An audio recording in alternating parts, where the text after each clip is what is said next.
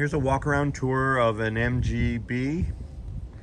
This is a chrome bumper conversion from a 70s B. I actually really like these wheels. I think they look good on the car.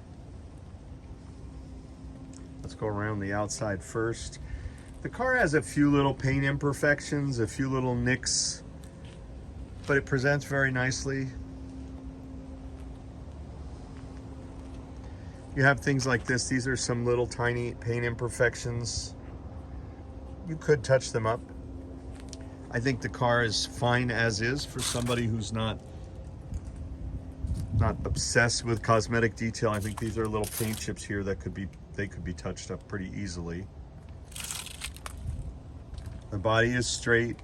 They did take out the side markers when they did this chrome bumper conversion, so you get a nice look, a sort of pre-rubber bumper look to the car, and it carries that nicely, a nice early grille. There are no bumper overriders on this one. There's a Weber carburetor under there. We can show you the engine bay. The seats are in nice shape. They're the original heat stamp vinyl. That pattern that was so familiar on all these cars. And then it's a nice sort of burl wood look to the dashboard, so it presents well, and I like these fat steering wheels. It's a 4-speed car. Moving under the hood on this MGB, you can see a brand new Weber carburetor, downdraft carburetor with an electric choke. The master all looks fine with a booster. The clutch master looks a little bit older cosmetically, but it's all working fine right now.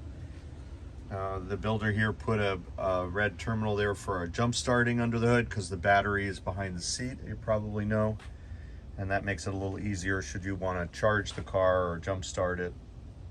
Here's an electric cooling fan's been added.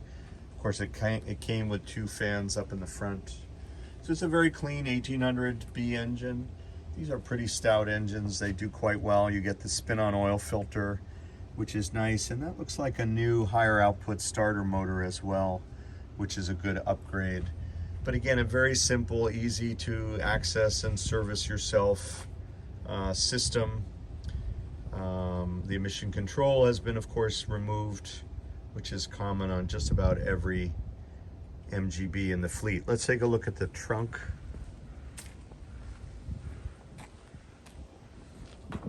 You have a luggage rack, if that turns you on, and a hydraulic damper here, which is a nice feature that holds the trunk up well.